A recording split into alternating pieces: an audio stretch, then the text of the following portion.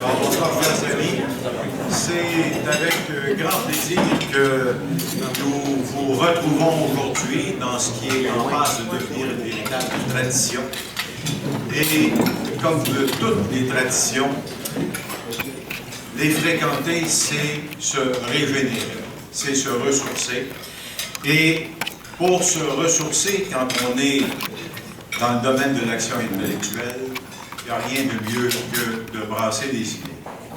Alors, nous avons pensé que vous apprécieriez, comme nous, pas seulement le précédent d'avoir la première femme conférencière, mais surtout d'apprécier ce qu'elle allait nous servir. Alors, j'ai le plaisir de vous présenter quelqu'un dont la feuille de route est impressionnante. C'est une militante de longue date. C'est quelqu'un qui a brigué les suffrages, qui a mérité la confiance de ses concitoyens, qui a occupé des fonctions de ministre et qui a dû affronter dans ses fonctions l'un des plus puissants lobbies, le lobby minier, et qui a pu passer au travers une série d'épreuves, parce que quand on est ministre des Ressources naturelles, on est véritablement sur la ligne de front, puisqu'on sait que l'exploitation des ressources naturelles a longtemps été et est toujours l'un des fronts par lesquels on a assujetti le Québec. Elle aura passé au travers la dernière élection. Elle est désormais critique et responsable de la commission parlementaire sur l'aménagement du territoire. Elle est critique en matière de transport et d'électrification des transports et de stratégie maritime. Mais elle est surtout une auteure. Elle est quelqu'un qui, dans l'action, a trouvé le moyen de faire le point et de réfléchir. Elle a rédigé un ouvrage que vous pouvez vous procurer dans toutes les bonnes librairies, et y compris ici, donc Lieu d'État, où elle a posé que dans l'action, il est essentiel d'avoir des idées claires. Parce que, évidemment, quand on ne sait pas où on s'en va, il ne faut pas s'étonner de se retrouver nulle part. Elle est également, et d'abord et avant tout, une indépendantiste qui s'assume, et c'est à ce titre que nous l'avons invitée ce soir, et je suis très heureux de vous présenter Mme Martine Ouellet.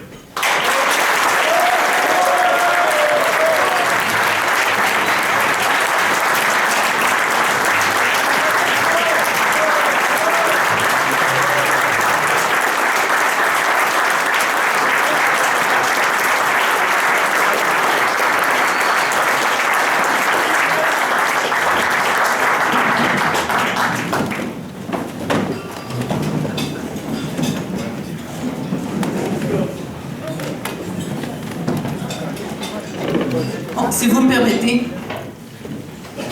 Ça va bien? Oui! Moi, ça va très bien. Et on est aujourd'hui le 30 octobre.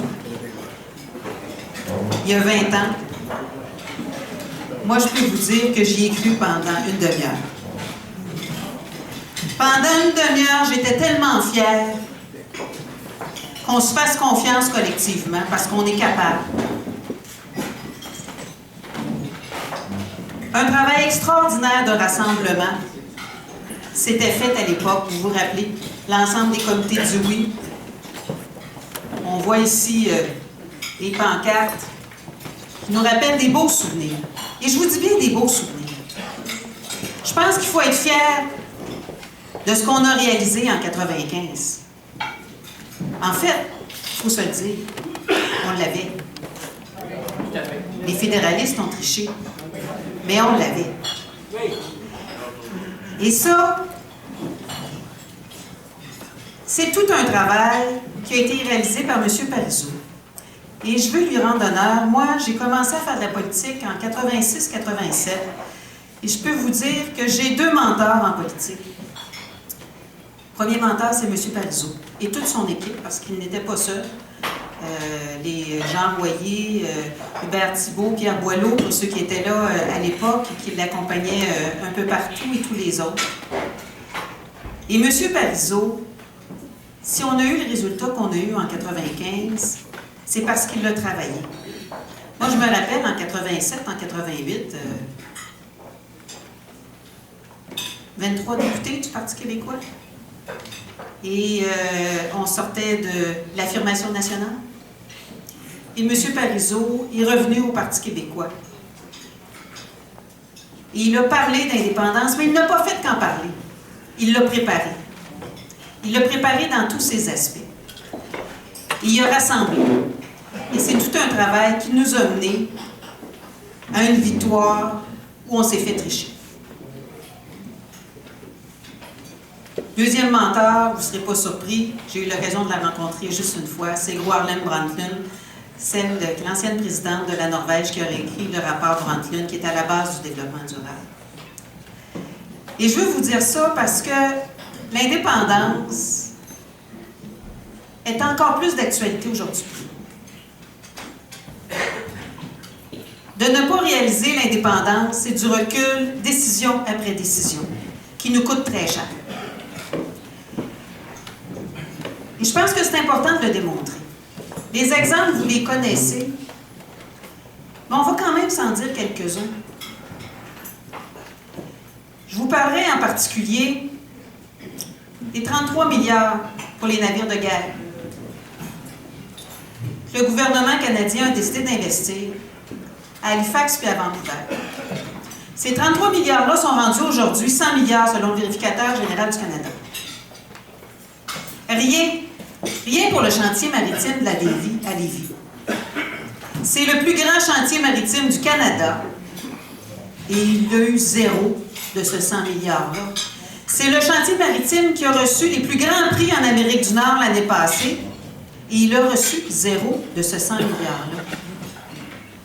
Le Québec, on contribue à hauteur d'environ 45 milliards par année par nos taxes et nos impôts au gouvernement canadien. Ça serait juste normal que ça revienne une fois de temps en temps pour des projets de développement économique constructif. Notre part là, de ce 100 milliards-là, ça devrait être 20 milliards. Bien, 20 milliards, c'est combien d'emplois, ça, dans les chantiers maritimes et dans l'industrie maritime? Juste comme ça. Combien d'emplois? 20 milliards. 4 000, qui dit mieux? 100 000. 100 000 emplois. C'est 100 000 emplois. Imaginez ce que ça rapporte en développement économique. 100 000 emplois bien payés. Fait que moi, là, les fédéralistes, puis je pense que je vais commencer à les appeler. Ça commence ce soir. Je vais commencer à les appeler les canadianistes. Parce que fédéraliste, c'est assez neutre comme terme. Hein? Les canadianistes qui viennent nous parler de péréquation. La péréquation, c'est un calcul entre les provinces pour faire un équilibre. Bien, la péréquation, on n'en aurait pas besoin si les investissements comme celui-là, 20 milliards, se faisaient au Québec, puis qu'on avait des emplois qui étaient créés, puis du développement économique, puis des taxes, puis des impôts qui étaient générés à travers tout ça. On n'en aurait pas de besoin. C'est parce que les investissements structurants, là, de la part du Canada, puis c'est notre argent, là. Moi, je ne serai jamais gênée de réclamer mon argent au Canada tant qu'on va être encore à l'intérieur du Canada. C'est notre argent. Encore cette semaine, un autre exemple, on pourrait revenir, Bombardier. Bien, Bombardier, là, comment ça se fait que le gouvernement du Canada met pas un sou là-dedans, là? Ils ont mis 13 milliards dans l'industrie de l'automobile. Puis là, on se fait dire, par Couillard, l'ultra-canadianiste, j'en ai jamais vu des aussi pires que lui à l'Assemblée nationale jusqu'à date. On se fait dire, ben voyons donc, vous êtes indépendantiste puis vous demandez de l'argent à Ottawa, vous n'êtes pas cohérent. Ben voyons donc, c'est notre argent. Depuis quand on va se priver de notre argent? Mais ils ne mettent pas d'argent dans Bombardier, le gouvernement du Canada. Là, je vais faire un petit détour par Québec. Et malheureusement, le gouvernement libéral à Québec ne sait pas faire du développement économique. Parce que juste pour votre information, ce qu'ils ont décidé de faire, et c'est complètement insensé, ils ont décidé d'accepter d'investir dans une nouvelle coquille qui était créée par Bombardier. Dans cette coquille-là, ils mettent rien que le C-Series, parce qu'on sait que si le gouvernement investit actuellement, c'est parce qu'il y a des difficultés, sinon le gouvernement n'investirait pas. Mais les autres actifs, non. Ça, on investit seulement dans l'actif qui est le plus en difficulté. Alors que la façon intelligente d'investir dans Bombardier, c'est d'investir dans Bombardier Inc., dans la maison mère, où il y a tous les autres actifs, que ce soit au niveau des wagons, du transport et les autres produits d'aéronautique. Mais là, c'est pas ça qu'ils ont fait. Ils investissent dans une coquille qui est extrêmement risquée, et ça, c'est notre argent, c'est dommage. C'est dommage qu'il n'ait pas plus de vision en termes de développement économique. Moi, vous savez, j'ai fait près de 20 ans de carrière chez Hydro-Québec. J'ai négocié chez Hydro-Québec dans les plus gros contrats. Des contrats de 19 milliards sur 35 ans. Et c'est pas comme ça qu'on négocie avec des entreprises. Ils sont allés négocier en culotte courte. C'est triste de voir ça. Pour un parti qui se dit expert en développement économique, je vous dis, c'est une réputation qui est surfaite. Mais le Canada, donc, n'investit pas dans Bombardier, qui sont des emplois à valeur ajoutée ici au Québec. Le secteur de l'aéronautique, on a vraiment tout un secteur de l'aéronautique. C'est pas juste Bombardier, c'est Pratt & Whitney, c'est plusieurs entreprises, c'est Bell Hélicoptère. Il y a plusieurs entreprises qui sont liées à Bombardier. Et ce sont des emplois extrêmement structurants pour le Québec. Ils n'investissent pas. Fait qu'ils ne viennent pas de parler de péréquation quand les investissements structurants, ils décident de les faire dans les autres provinces. Et j'ai envie de vous parler de deux projets. Vous avez entendu parler pendant toute la campagne électorale, et j'aimerais ça, je sais qu'on le fait plus tôt, mais j'aimerais ça encore saluer les députés du Bloc québécois qui ont été élus. La campagne est partie à 2 députés. On s'est rendu à 10.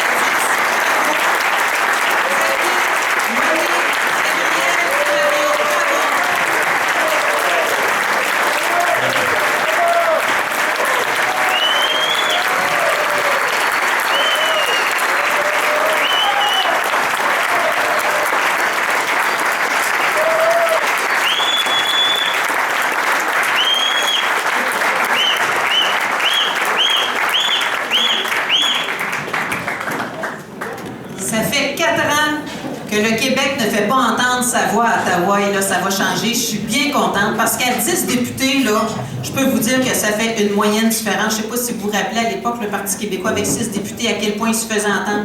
Fait que je ne suis pas inquiète qu'à 10 députés, ils vont réussir à être très efficaces à Ottawa pour faire entendre ce qui se passe ici et développer la vision du Québec indépendant. Et ça, là, félicitations encore. Et donc, pendant la campagne électorale, vous avez entendu parler des projets comme Énergie-Est ou Chaleur terminale. Énergie-Est, pour ceux qui ne le connaissent pas, est un projet de transport du pétrole des sables bitumineux par pipeline, donc qui ne fait que traverser le territoire du Québec. On parle de 1,1 million de barils par jour et qui traverse le Québec avec tous les risques que ça comporte, parce que les pipelines, ben, ça fuit. Il y en a des accidents, il y en a régulièrement. C'est du pétrole bitumineux, c'est du pétrole lourd. Le pétrole lourd, s'il se retrouve dans l'eau, parce que ce pipeline-là traverse plusieurs rivières, traverse aussi, entre autres, le fleuve Saint-Laurent à la hauteur de Lévis, traverserait. On va changer le temps du verbe. Traverserait. Et ben, s'il y avait une fuite dans les cours d'eau, ben, le pétrole lourd, on est capable d'en récupérer maximum 15 85 va rester dans les rivières, dans le fleuve Saint-Laurent, qui sont les principales sources d'approvisionnement en eau potable des citoyens du Québec. C'est ça, là. Et c'est que pour exportation. En fait, il y a peut-être un 100 000 barils sur 1,1 million qui peut-être pourraient être utilisés par les 2 raffineries du Québec. Mais c'est insensé, des projets comme celui-là. Ils osent qualifier ça des projets de développement économique. Moi, j'appelle ça des projets d'appauvrissement économique. On prend tous les risques, puis ce sont des risques importants. Et de dire non à ça, souvent, on se fait dire par l'élite économique du Québec. Je ne sais pas trop pourquoi on l'appelle l'élite, d'ailleurs, quand il n'y a plus des projets aussi insensés que ceux-là. On se fait dire que on est contre tout, puis ça n'a pas de bon sens. Mais on n'est pas tout seul à être contre ça. La Colombie-Britannique a dit non à Northern Gateway. Barack Obama aux États-Unis, il ne traite pas d'être contre tout le développement économique, lui. C'est bizarre, hein? Il a dit non à Keystone. Il a utilisé même son droit de veto.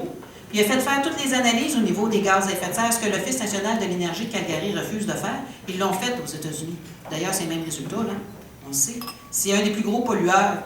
Le sable bitumineux, c'est le pétrole le plus sale de la planète. C'est un des plus grands émetteurs de gaz à effet de serre. Et au Québec, on dirait oui à ça. Est-ce que, puis à chaque fois je cherche mes mots, est-ce qu'au Québec, on serait assez...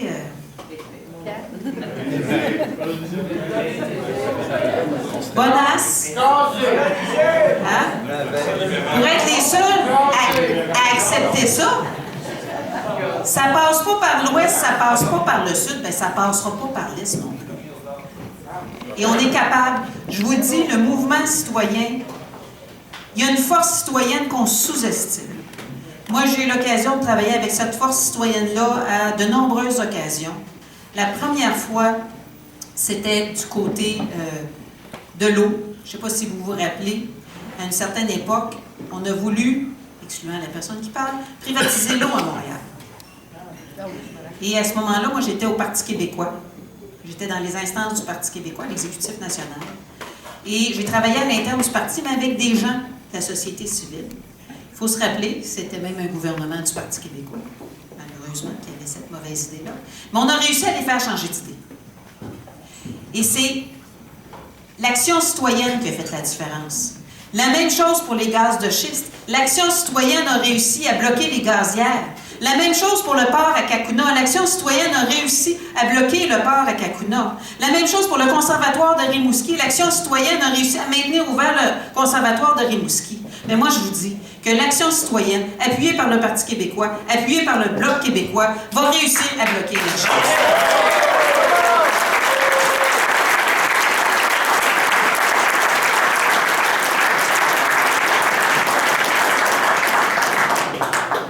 Ça, c'est Énergie Est. Mais il y a un autre projet que vous avez peut-être un peu moins entendu parler, qui s'appelle Chaleur Terminal. Le projet de Chaleur Terminal, c'est un projet qui vise à transporter par wagon, par train, 240 wagons par jour de pétrole des sables bitumineux sur les rails du CN, qui part de Vaudreuil, traverse Montréal, s'en va sur la rive sud, longe le fleuve Saint-Laurent jusque dans la vallée de la Matapédia et s'en va au port de Belle-Dune. Fait que des fois, vous entendez le projet Chaleur Terminal, des fois, vous allez entendre le projet Belle-Dune. Et ce projet-là, bien, tout ce qu'il y a besoin pour se réaliser, c'est de construire des réservoirs à Belle-Dune. Et l'entreprise Chaleur Terminal a eu ses permis du gouvernement du Nouveau-Brunswick pour construire ces 12 réservoirs à Belle-Dune. Toutefois, ils n'ont pas encore trouvé leur financement. Donc, on a gagné un petit peu de temps, parce qu'ils auraient pu les construire cet été, mais ils ne sont toujours pas construits. Ils n'ont pas encore trouvé leur financement. Et moi, j'ai commencé à faire une tournée le long des rails du CN, à la rencontre de la société civile, à la rencontre des élus municipaux, à la rencontre des citoyens. Une tournée vraiment d'échange. Parce que l'information sur ce projet-là n'était pas tellement disponible et j'en apprenais à chacune de mes rencontres. Et 240 wagons par jour, ça fait sur 87 600 wagons par année. Vous donnez une idée d'ordre de grandeur, je ne connais pas toutes les municipalités le nombre de matières dangereuses parce que ce n'est pas de l'information disponible, mais certains maires ont accepté de me dévoiler les chiffres qu'eux-mêmes avaient réussi à avoir du CN. Par exemple, à Drummondville, il y a 52 000 wagons par année de matières dangereuses, que ce soit de pétrole, de chlore ou autres matières dangereuses, qui traversent la ville de Drummondville à chaque année. C'est déjà difficile à gérer. C'est déjà des risques importants. C'est déjà un trafic, parce que vous le savez, les rails passent en plein milieu des centres-villes, donc toutes les traverses des rails, le trafic, c'est des potentiels d'accidents. Ils ont déjà de la misère à gérer ce risque-là. Et là, le projet Chaleur Terminal, à lui seul, ajouterait 87 600 wagons. On multiplie par 3 le nombre de wagons de matières dangereuses. Et dans ce temps-là, le risque ne fait pas que se multiplier par 3, il est exponentiel. Et là, je vous parle juste des wagons qui s'en vont vers Belle-Dune. Parce qu'il y a aussi, dans ces projets-là, on en entend un petit peu moins parler. Vous savez, le pétrole bitumineux, là, c'est visqueux. C'est un peu comme de la melasse, là, après une couple de mois dans le placard. Hein? Vous essayez de verser ça, puis ça ne verse pas. Hein? Donc, il faut rajouter du diluant. Ils appellent ça du dilbit, diluant pour bitumineux. Bien, ce diluant-là, ils vont en mettre dans le pipeline d'énergie, ce que je vous ai parlé tantôt. Puis ils vont aussi en mettre pour les wagons, parce que pour transférer ça dans le wagon, il faut quand même que ça verse, hein? Il faut être capable de le pomper. Et ce dilbit-là, bien, il le ramène, il l'enlève rendu à Belle-Dune, ou pour le pipeline, ça s'en va jusqu'à Saint-Jean, puis il le ramène. Le projet qui allait vers la Colombie-Britannique, Northern Gateway, de pipeline, il y avait 2 tuyaux. Un tuyau pour amener le pétrole, l'autre tuyau pour amener le dilbit. Le projet ici au Québec, il est prévu avec un tuyau. Comment vous pensez qu'il ramène le dilbit? Par train. Puis, mauvaise nouvelle, le dilbit, c'est encore plus explosif que le pétrole. Fait que là, je vous ai juste parlé de ce qui s'en allait, mais il va en avoir qui va revenir aussi. Fait que chaleur terminale, 87 600 wagons. Et c'est un projet qui se faisait en catimini, parce que le CN n'a pas de besoin de demander d'autorisation pour faire ça. En fait, il aurait dû en demander. Vous avez peut-être entendu parler de la fosse au saumon, dans la vallée de la Matapédia. Ils sont allés faire des réparations avec les pépines dans la rivière au saumon. Une des plus belles frayères. Et les pêcheurs à travers le monde viennent à cet endroit-là, Sainte-Florence, pour pêcher. C'est vraiment des retombées touristiques extrêmement importantes. Puis on fait ça juste en amont de la frayère, avec de la pierre non lavée. Pas demandé d'autorisation à Québec, pas demandé d'autorisation à Ottawa. Ils sont allés faire ça, merci beaucoup, bonjour. Mais sinon, ils n'ont pas vraiment de permis à demander. Et les élus, plusieurs élus, n'étaient pas trop au courant du projet, n'étaient pas au courant de l'ampleur du projet. Et souvent, ils se font dire par le CN, il faut se rappeler, hein, le CN a été privatisé en 1995 par Jean Chrétien. Et le CN est maintenant une entreprise privée qui se comporte avec beaucoup d'arrogance, comme le CP d'ailleurs. Et avec la privatisation est venue une obligation de transporter. Mais il transfère cette obligation-là de transporter aux élus municipaux. On n'a pas le choix. On n'a pas le choix d'accepter ces projets-là. Ben, c'est peut-être vrai pour le CN, qui est une entreprise privée, mais ce n'est pas vrai pour les élus municipaux. Et on a le choix. Et on n'est pas obligé d'accepter n'importe quel projet insensé d'appauvrissement économique. Vous savez, les wagons, là, c'est pas s'il va y avoir un accident. C'est quand il va y avoir un accident. Il va être de quelle ampleur? Il va être où? Il va être dans le champ ou dans le centre-ville? Est-ce que ça va être un déraillement avec juste un versement des wagons sur le côté? Est-ce que les wagons vont éventrer puis ça va couler? Et donc le pétrole va se répandre ou ça va être une explosion? C'est ça, là. Et les DOT 111 ont explosé à Mégantic. C'est assez, là. On en vit encore les conséquences aujourd'hui. Là, les gens disent, ouais, mais vous savez, MMA, c'est pas comme le CN, puis le CN entretient pas mal mieux son chemin de fer. Puis... Les DOT 111 renforcés ont explosé le printemps passé à Gougamon, en Ontario. Et c'était des voies, des chemins, des rails du CN. Et moi, j'ai vu des photos, là. Et l'état des rails, là, ça fait peur. Et ça a été dit par le Bureau de sécurité du transport du Canada, ça a été dit par le rapport du coroner. Transport Canada ne fait pas son travail. Transport Canada ne fait pas son travail. Vous savez qu'avec la privatisation, vient de la déréglementation, vient du désinvestissement dans les infrastructures pour enrichir les actionnaires. Mais c'est ça qui s'est passé sur les rails. Et là, on veut passer de plus en plus de matières dangereuses, dont le pétrole, qui va traverser. J'ai rencontré aujourd'hui le maire Doré, du côté du sud-ouest. Ça passe chez eux.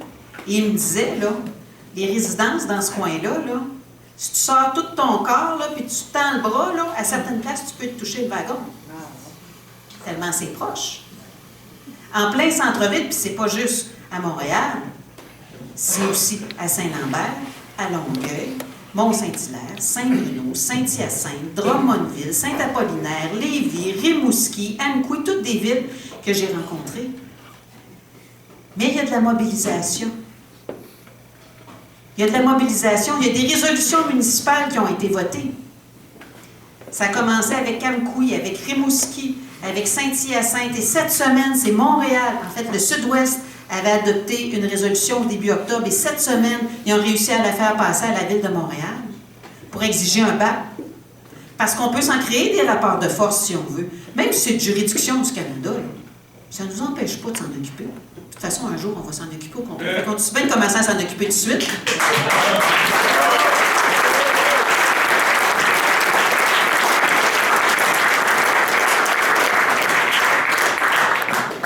Il exige un BAP. Et le gouvernement du Québec est capable de déclarer un BAP sur n'importe quel projet qui a un impact sur l'environnement. C'est clair que ce projet-là est non. Se donner de l'information, se donner un rapport de force. Il exige, en attendant, un moratoire sur le projet de chaleur terminale pour être sûr qu'il n'y aura pas de nouveau wagon qui va traverser. On a déjà à gérer le risque des wagons qui doivent traverser. Puis notre objectif, c'est de diminuer notre consommation de pétrole, qu'on n'en consomme plus. Mais on est réaliste, là, ça ne se fera pas du jour au lendemain. Hein? Mais on ne va toujours bien pas accepter d'augmenter le risque. On a déjà ce risque-là à gérer. On ne va toujours bien pas augmenter le risque avec des wagons qui font rien que traverser le territoire. Voyons donc. Puis ils demandent des inspections des rails. Ils demandent du contrôle. Et moi, je pense que si le Transport Canada ne fait pas son travail du côté des rails, pourquoi que le gouvernement du Québec, à travers Transport Québec, ne commencerait pas à s'en mêler? Je pense que c'est la sécurité des citoyens. Dans ce cas-là, c'est même pas juste une question d'environnement, là. C'est une question de sécurité civile. Et il faut mettre ces compagnies-là un petit peu au pas, je vous dirais, parce que les CN ne sont pas pauvres. Hein? L'année passée, ils ont fait 3,2 milliards de profits. Fait qu'ils ne me disent pas qu'ils n'ont pas les moyens d'entretenir leur rail. Ils ont fait beaucoup d'argent avec la privatisation. Beaucoup d'argent. Et c'est pas normal qu'ils ne soient pas un citoyen corporatif plus exemplaire qu'ils le sont actuellement. Et c'est pas normal que ce soit aux municipalités à prendre tous les risques. Et comment le CN travaille? Il vient rencontrer les municipalités. Il dit, moi, je vais avoir des nouveaux convois là, de pétrole. Fait que toi, organise-toi, là, la ville, là. Organise-toi pour avoir la sécurité qui vient avec. Hey. C'est qui paye pour ça? C'est les citoyens, à travers les taxes municipales. Fait qu'eux autres sont gros durs, hein? Ils augmentent le risque, mais ils n'ont aucun coût qui vienne avec cette augmentation de risque-là. Le coût revient aux citoyens à travers les municipalités. C'est pas normal, ça. Ça, c'est pas normal, cette façon-là de travailler. Fait qu'il y a moyen de faire les choses autrement. Et moi, je pense qu'il faut faire la distinction entre des projets de développement économique intelligent. Des projets de développement économique intelligent, c'est comme, par exemple, l'électrification des transports, d'utiliser notre électricité verte. Vous savez, nous autres ici, là, 99% de notre électricité, elle est verte. En Europe, là, ils se pètent les bretelles avec 50% de leur électricité qui est verte. On est pas mal meilleur que ça ici. Hein? 99%. C'est assez exceptionnel d'utiliser cette électricité verte-là, d'utiliser notre expertise dans les composantes électriques. Je le dis souvent, puis je vais le répéter encore. On fabrique au Québec un des, sinon le meilleur moteur électrique au monde. C'est pas rien, ça. On a une expertise dans les matériaux. Les matériaux, c'est la base pour fabriquer les batteries. On a une expertise extraordinaire dans les bornes électriques. Je suis allée à Oslo l'année passée, parce que c'est le pays le plus avancé en électrification des transports. Puis, ils ne fabriquent pas de moteur. Ils ne fabriquent pas de batterie. Ils ne fabriquent pas de bornes. Puis pourtant, ils se lancent dans l'électrification des transports. Nous autres, en plus que ça va permettre de diminuer les gaz à effet de serre, que ça va permettre de diminuer le smog urbain, que ça va améliorer la qualité de l'air. En plus, ici, ça va générer du développement économique puis des emplois. Et ça, ce sont des emplois qu'on peut exporter à travers la planète. Autobus Lyon, un autobus scolaire. C'est sous le Parti québécois, j'ai lancé avec Mme Marois un projet de démonstration pour électrifier les autobus scolaires. Et aujourd'hui, cet autobus-là fonctionne sur les routes du Québec avec des élèves. Et c'est super un autobus scolaire parce que il va chercher les élèves le matin, après ça, il peut se rebrancher. Il va chercher les élèves le midi, après ça, il peut se rebrancher. Puis il va chercher les élèves l'après-midi, puis il peut se rebrancher. Bien, Autobus Lyon fabrique des autobus ici au Québec à Saint-Jérôme, puis il exporte aux États-Unis. Et l'autobus électrique, c'est avec le moteur de TM4, le moteur qui est fabriqué à Boucherville. Et ça a été industrialisé par des ingénieurs du Québec. Mais ça, c'est extraordinaire. Mais une fois qu'on l'a fabriqué et que ça fonctionne, là, la prochaine étape, ça serait que le gouvernement, me semble, ça devrait être évident, exige dans ses devis, là, que tous les prochains autobus scolaires qui vont être achetés, on peut électrifier 90 %. Il y a un 10 % où les distances sont un petit peu trop longues, mais 90 % des prochains autobus qui vont être achetés soient électriques. Imaginez les emplois que ça va créer au Québec. C'est des centaines d'autobus par année. Et en même temps, ça nous donne un levier. Pourquoi qu'on ne fait pas la même chose avec les autobus municipaux? Puis même avec les autos, du côté des autos, il y avait un super projet que malheureusement, les libéraux n'ont pas repris dans leur soi-disant plan d'action pour l'électrification des transports, qui était le projet Nomade. Le projet Nomade, c'était de fabriquer une voiture ici au Québec en libre-service, un peu comme les Bixi, pour ceux qui sont allés à Paris, comme le Blue Car à Paris. Et ça, c'est un peu dommage. M. Coderre est allé à Paris, il a vu Blue Car, il dit « Ah, c'est merveilleux ». Puis il veut importer le Blue Car au Québec, qui est fait par Bolloré. Alors, on pourrait le fabriquer au Québec. Il y a déjà un projet, moi, que j'ai vu, d'un groupe d'ingénieurs qui est fabriqué ici au Québec avec le moteur de TCAM4, avec l'aluminium du Québec, avec toutes les composantes électriques du Québec. Puis ça, une fois qu'on le fait pour une ville comme Montréal, au Québec, il y a plein de villes à travers le monde qui souhaitent avoir des autos électriques. Pensez à l'Asie, pensez à l'Amérique du Sud. Ça, c'est de l'exportation à valeur ajoutée. Ça, c'est des emplois au Québec. Ça, c'est du développement économique intelligent. La transformation au Québec, c'est du développement économique intelligent. On fait de l'extraction du côté du minerai. Et j'ai réussi, malgré que les minières ne le voulaient pas, à mettre une poignée dans la loi sur les mines pour que le gouvernement puisse exiger de la transformation au Québec quand ça s'applique. Je pense que le Parti libéral n'utilisera pas bien souvent cette poignée-là, mais en tout cas, quand on reprendra le pouvoir, on va pouvoir l'utiliser. Mais c'est pas normal qu'il n'y ait pas plus de transformation au Québec. Et pourquoi il y a de la transformation ailleurs? Pensez-vous que c'est le libre marché? La main magique de Dieu? Ben non. Ben non. En Ontario, il y a de la transformation parce que c'est exigé dans la loi. À Terre-Neuve, il y a de la transformation, une nouvelle mine de nickel, où il y a de la transformation parce que dans la loi, ils peuvent l'exiger. Ils ne l'exigent pas à chaque fois, mais en Ontario, ils l'exigent à chaque fois. À Terre-Neuve, ils peuvent l'exiger, puis dans ce cas-là, ils l'ont exigé parce que la mine était assez grosse, puis elle avait le potentiel de fournir la transformation. En Nouvelle-Calédonie, où ils ont ouvert dernièrement une nouvelle mine de nickel, bien, imaginez la Nouvelle-Calédonie, pas d'infrastructure électrique, pas d'infrastructure, rien pour faire de la transformation. Bien, ils ont dit, si vous voulez venir exploiter chez nous, vous allez faire de la transformation. Et c'est-tu drôle, l'entreprise a dit OK. Hein? Et l'Inde s'est donné des outils pour exiger de la transformation chez eux parce qu'ils disaient, sinon, tout va se faire transformer en Chine. Fait que c'est pas juste une question là, du Québec, du Canada ou de l'Amérique du Nord. C'est mondial. Il faut qu'on se donne les moyens. Ça, c'est du développement économique intelligent. Mais du développement dit économique, comme les gaz de schiste, comme Énergie Est, ou Chaleur Terminale, c'est pas du développement économique, c'est de l'appauvrissement économique, ces projets-là. Et je pense que c'est bien important de faire la différence. Et là, j'ai le goût de vous amener dans un tout autre domaine parce que c'est assez d'actualité. On a vécu quand même une semaine de grève tournante au Québec. Et on a au Québec, vous savez, quand on a été élu en 2012 et qu'on a battu le Parti libéral, qu'on a même battu M. Charest dans son comté, je me disais, bon débarras, ça ne pourra pas être pire.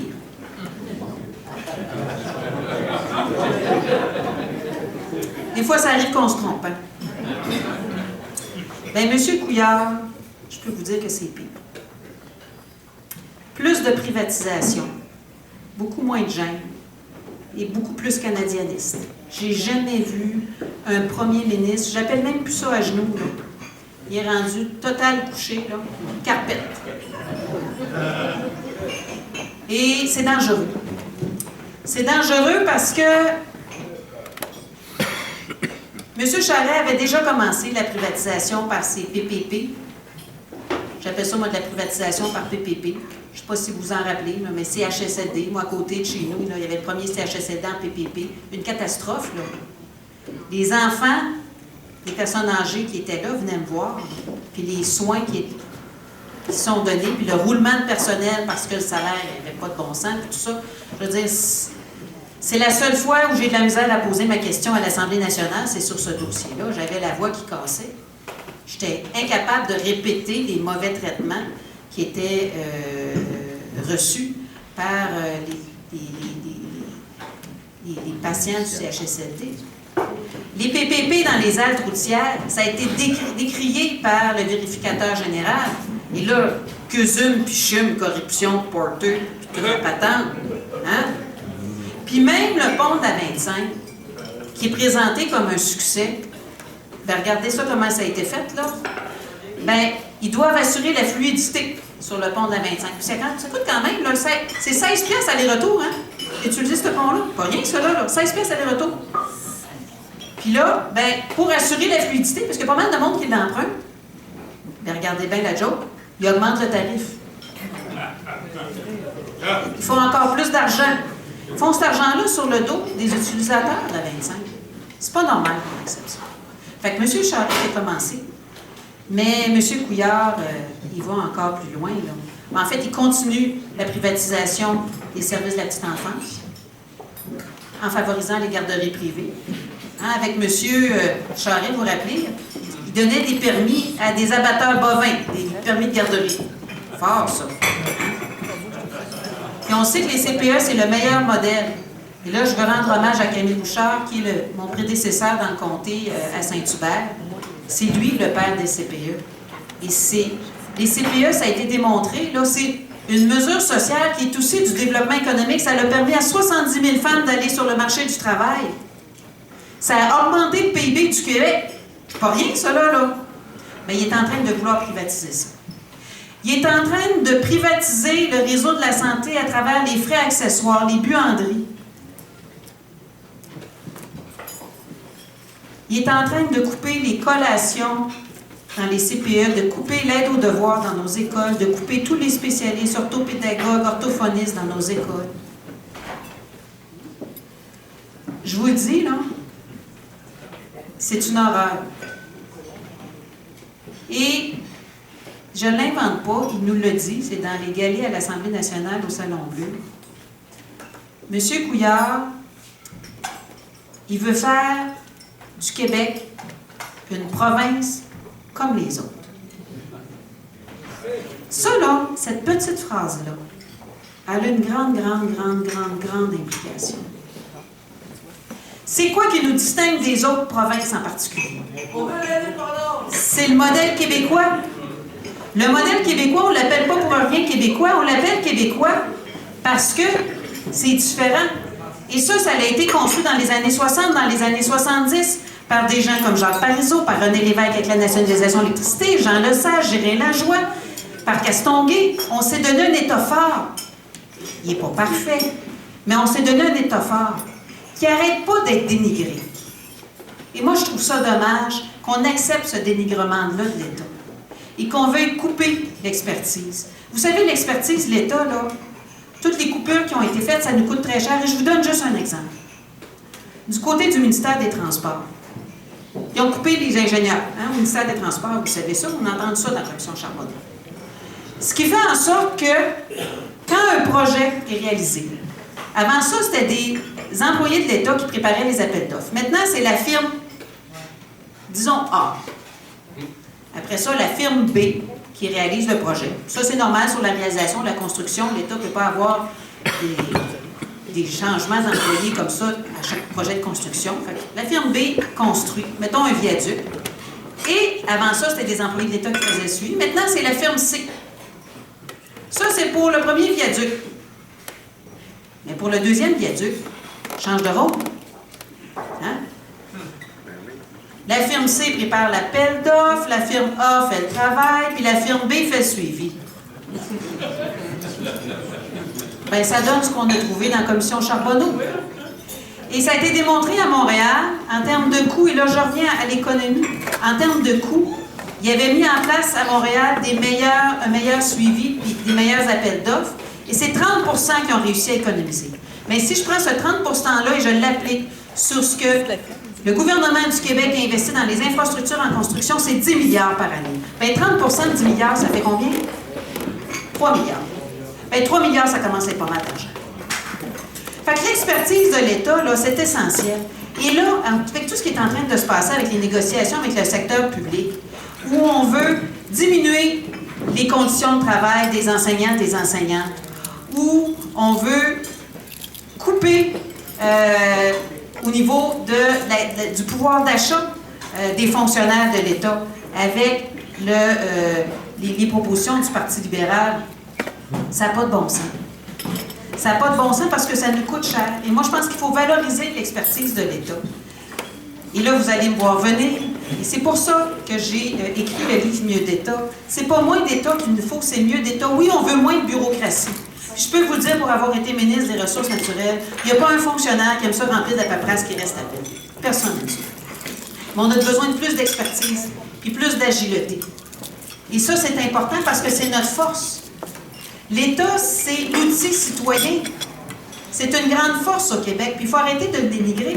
Ce qu'on s'est donné comme service de santé, d'éducation, de CPE, à travers le modèle québécois dans les années 60, dans les années 90, c'est une grande force. On a réussi à réduire les inégalités au Québec de façon exceptionnelle, tellement exceptionnelle, que selon un indice développé par l'OCDE, avec les chiffres de 2011, on serait, parmi les pays de l'OCDE, on serait les premiers, en avant de la Suède et de la Norvège, qui sont toujours donnés en exemple.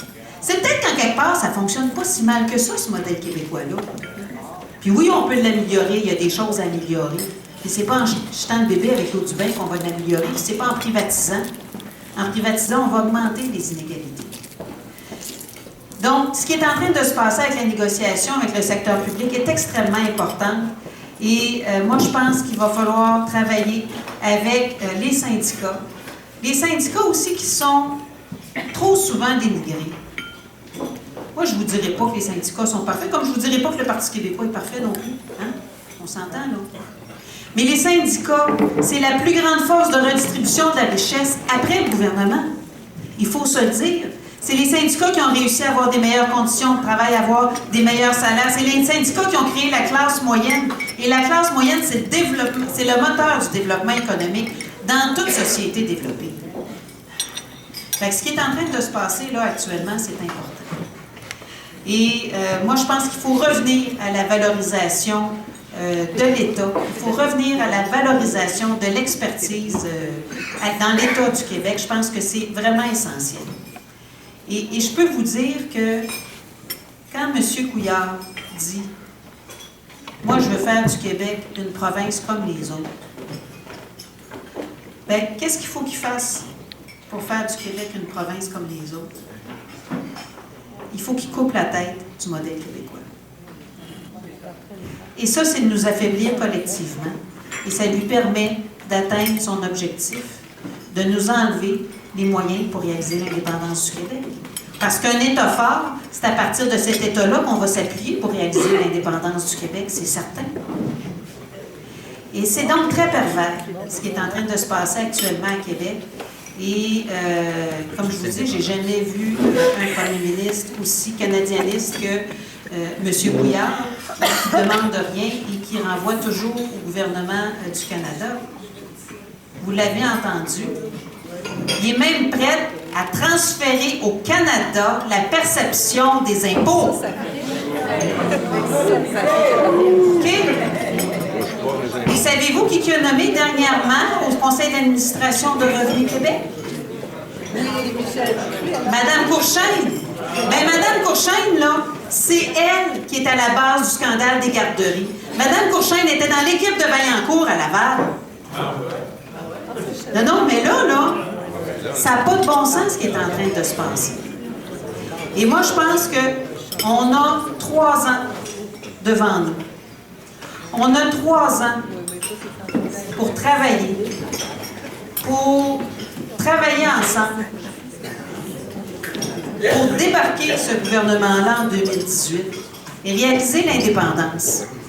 Et il y en a plusieurs qui me disent, encore aujourd'hui, est-ce que vous pensez, je rencontrais, là, j'étais avec la candidate du Parti québécois, vous savez, on est en élection partielle actuellement, donc j'étais avec la candidate du Parti québécois, Gabrielle Lemieux, dans Saint-Henri-Sainte-Anne, et on rencontrait là, des citoyens.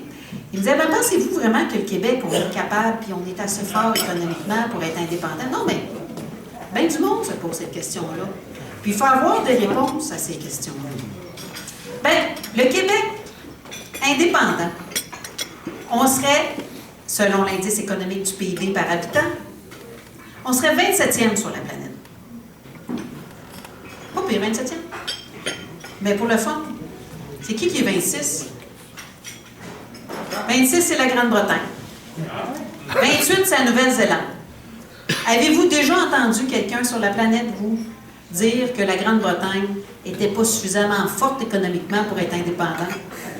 Moi, j'ai jamais entendu ça. Fait que si la Grande-Bretagne à 26 est capable, c'est sûr qu'à 27, on est capable, là. On s'entend dessus. Donc, c'est clair qu'on a les moyens de pouvoir être indépendant.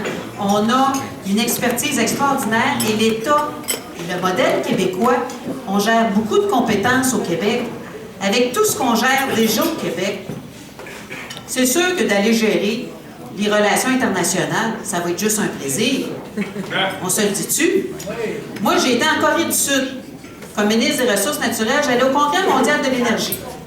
Moi, j'allais parler des transports électriques, puis Joe Oliver, qui était ministre des Ressources naturelles du Canada à l'époque, allait parler du pétrole des sables bitumineux.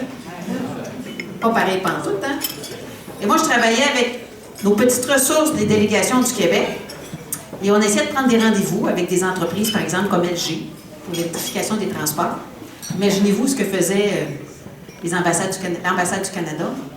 Bien, travaillait pour détricoter les rendez-vous en arrière de nous. Donc, gérer les ambassades du Québec à l'étranger, ça va être juste un plaisir. Et on va être beaucoup plus efficace pour nos représentations à l'international, pour être capable d'ouvrir la porte à nos artistes, pour être capable d'ouvrir la porte à nos entreprises. C'est ça, la force d'un gouvernement, être capable de négocier tous nos traités. Imaginez un Québec indépendant. C'est nous qui aurions négocié l'accord Canada-Europe au lieu du gouvernement du Canada. On aurait protégé des fromages plutôt que protégé le bœuf de l'Ouest. C'est nous qui aurions négocié le partenariat transpacifique, mais on aurait décidé de protéger la gestion de l'offre. Et là, le poste Kyoto à Paris, je veux bien là, que ça va être Justin Trudeau au lieu de Harper qui va être à Paris. Mais Justin Trudeau, là, l'économie canadienne est basée sur le pétrole pareil, hein? Puis il n'a pas voulu s'en donner de cible jusqu'à date, hein? Ben, il va faire une plus belle image, je le concède. Mais en termes de résultats, je ne pense pas qu'il va avoir plus de résultats, alors que nous autres, c'est essentiel. Nous, là, on y croit d'investir dans la diminution des GS, puis en plus, ça profite à notre développement économique. Mais le Québec n'a pas voix, là, à Paris. Même si Heurtel va faire un tour. On repassera sur celui-là, mais il va faire un tour à Paris. Il n'y aura pas voix dans les forums de décision. Il va faire des rencontres en marge. Ben, les rencontres en marge, là, ça jase, là, mais ça ne décide de rien. Où ça décide, c'est dans le vrai forum, et c'est les pays qui sont dans les vrais forums. Imaginez ça, la différence. Si on pouvait signer tous nos traités, à l'heure de la mondialisation et de la globalisation, c'est ça que ça nous prend. On a besoin de ça. Même l'Islande est venue nous dire ici, à Québec, c'était vraiment bonne celle-là, que les petits pays avaient tout avantage à être indépendants pour tirer leur épingle du jeu. Hein? Être indépendant, c'est maîtriser toutes nos taxes et nos impôts. Mais imaginez ça, d'avoir le 45 milliards qu'on envoie à Ottawa année après année pour investir au Québec, plutôt que d'investir dans des navires à Vancouver et à Halifax, plutôt que d'investir dans les pétroles bitumineux. C'est 300-400 millions par année de notre argent qui est investi dans les pétroles bitumineux, là. Il faut savoir ça. Combien est investi dans l'électrification des transports au Québec? C'est ça la différence des choix. Voter toutes nos lois. Quand ils ont décidé la loi sur les jeunes contrevenants, là, qui allaient sévir puis les envoyer en prison, alors que nous autres, dans notre modèle québécois, on a de la réhabilitation et ça fonctionne bien. C'est un modèle, il y a du monde à travers la planète qui vient de voir comment on fait ça.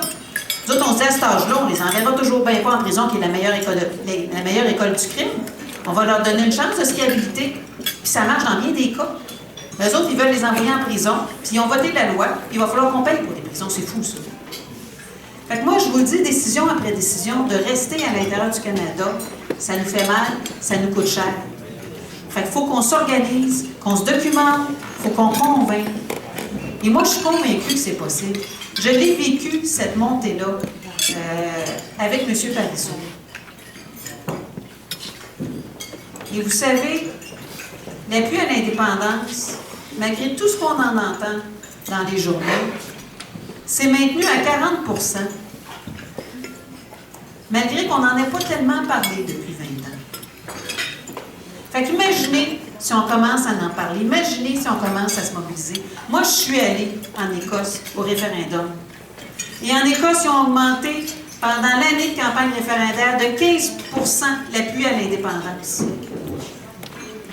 Ben, 15% plus 40%, ça fait 55%.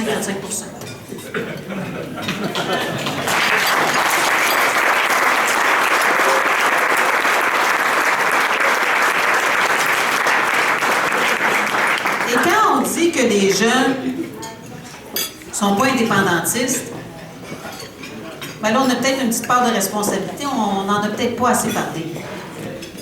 Mais moi, je peux vous dire, pour les rencontrer régulièrement, je fais des conférences dans les cégeps. Encore lundi soir passé, j'étais au cégep Édouard-Montpetit.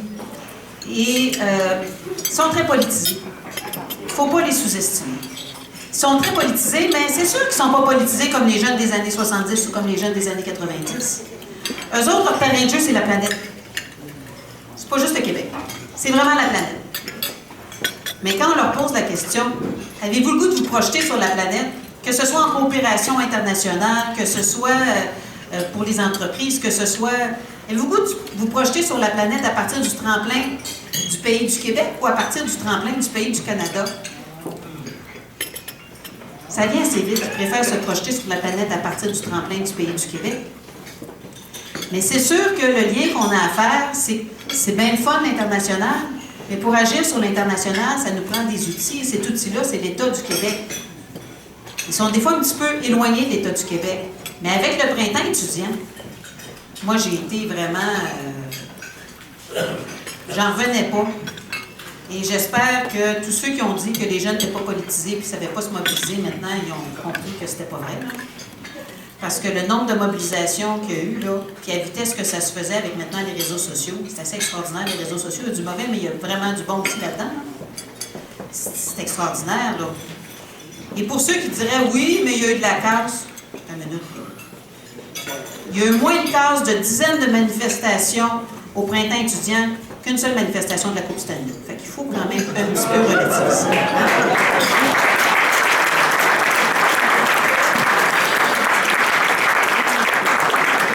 Ils ont donc une capacité de se mobiliser extraordinaire. Ils sont très politisés. Et moi, je suis confiante. Je pense qu'il faut avoir des dialogues. Il faut aller leur parler, mais il faut aussi aller les écouter. Ils ont plein d'idées. Ils n'ont pas nécessairement les mêmes préoccupations, comme je vous dis, que les jeunes des années 70 ou 90, mais il y en a d'autres qui sont tout aussi importantes. Et le modèle québécois, il ne faut pas que ce soit du statu quo. Parce qu'un statu quo, un modèle québécois qui reste en statu quo, ça devient désuet. Il faut qu'il s'actualise. Et dans les façons de s'actualiser, un des gros domaines, c'est les changements climatiques, c'est l'environnement. Je pense qu'il y a des choses à faire pour améliorer notre modèle québécois. Et moi, je suis très confiante qu'on va pouvoir y arriver. J'ai très confiance à la société civile. J'ai vu les gens se prendre en main partout au Québec. Des gens qui sont documentés. Quand on parle de mouvement citoyen, là, moi, je peux vous dire que dans certains dossiers, comme les gaz de schiste, les mouvements citoyens en connaissaient plus que les gens du ministère. Parce qu'ils lisent des rapports de partout sur la planète. Avec Internet, aujourd'hui, c'est assez extraordinaire. Tous ces réseaux sociaux-là, moi, je vous invite à les utiliser. On a lancé en début de semaine un hashtag oui en 95. J'ai voté hashtag oui en 95 ou j'aurais voté hashtag oui en 95. Pour quelle raison? Pour amener les gens à participer. Pour quelle raison vous voteriez aujourd'hui pour le oui? Comme ça nous permet d'avoir un peu la sensibilité des gens pour l'indépendance aujourd'hui. Je pense que les raisons des années 70, les raisons des années 80, les raisons des années 90 sont encore bonnes, mais il y a des nouvelles raisons qui s'ajoutent aujourd'hui. Il faut être capable d'additionner ça. Et je pense que dans le futur, ce qu'il faut, c'est arrêter de soustraire, mais d'additionner. Et moi, je suis convaincue que ce sera possible avec les gens du Bloc québécois, avec les gens du Oui Québec, avec les gens de la Société Saint-Jean-Baptiste, avec les gens du Mouvement national des Québécois, avec les gens d'Option nationale, avec les gens de Québec solidaire.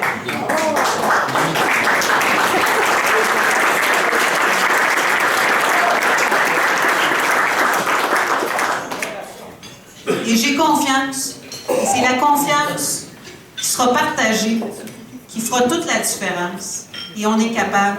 Je vous dis, on va y aller. Ouais.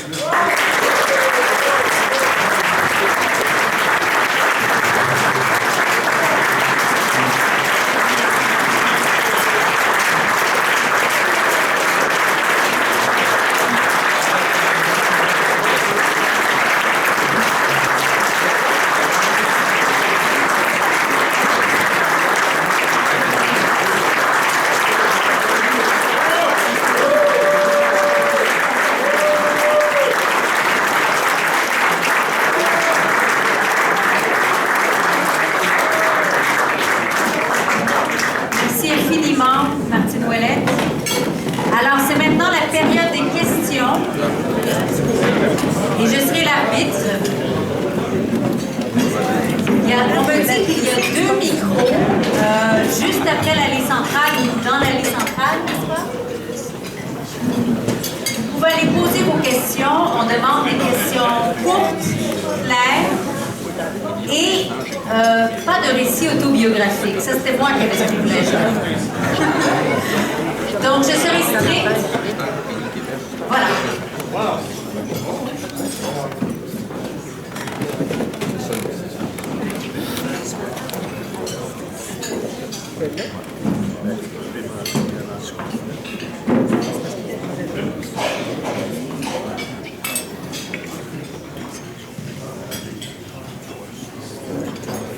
Alors, vous pouvez vous diriger au micro, juste là.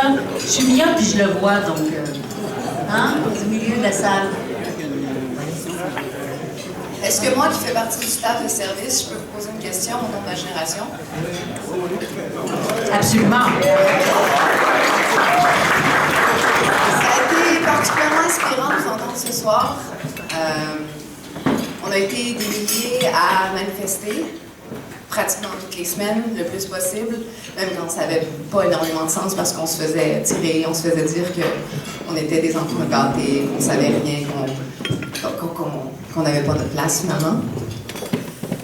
On a élu un parti après en avoir dégagé un autre. Puis au bout de quelques mois, à peine, même pas, quelques semaines en fait, on a réalisé que le parti en place essayait de rallier le Québec sur une base de haine, excusez-moi, c'est super émotif, une base de xénophobie. C'était pas du tout pourquoi on s'était battu, puis on n'a rien compris finalement. On n'a rien compris. Donc c'est une question qui est tout à fait naïve. Je me demande comment est-ce que ça se peut, comment est-ce que parmi tous les agendas possibles, on ait choisi celui-là pour rallier le Québec, puis finalement, qu'est-ce qui est arrivé? C'est un parti qui a été dégagé, qui a été kicked out. Donc voilà, si vous pouvez m'éclairer là-dessus, je vous serais tout à fait reconnaissante.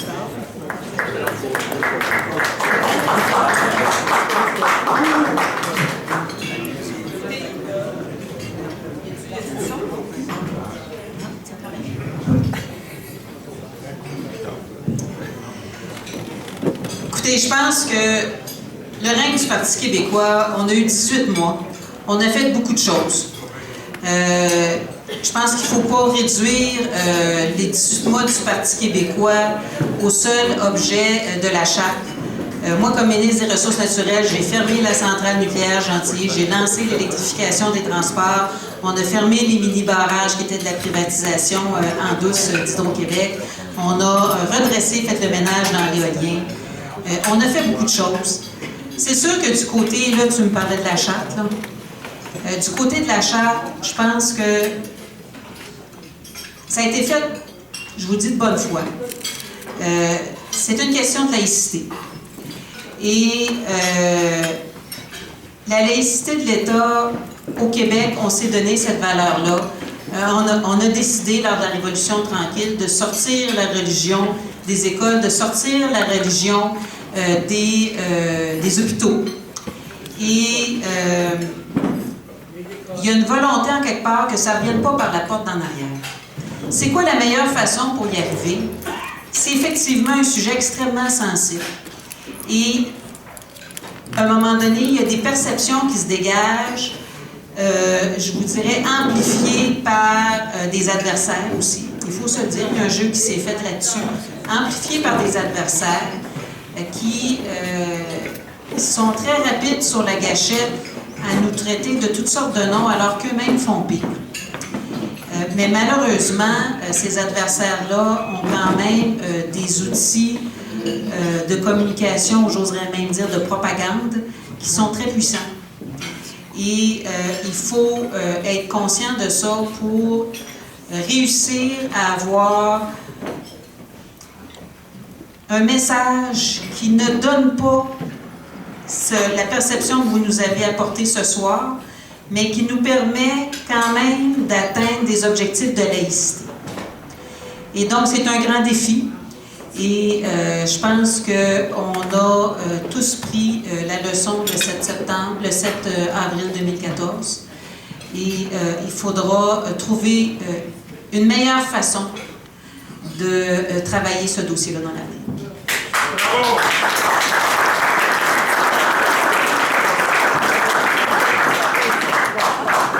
Monsieur. Madame Ouellette,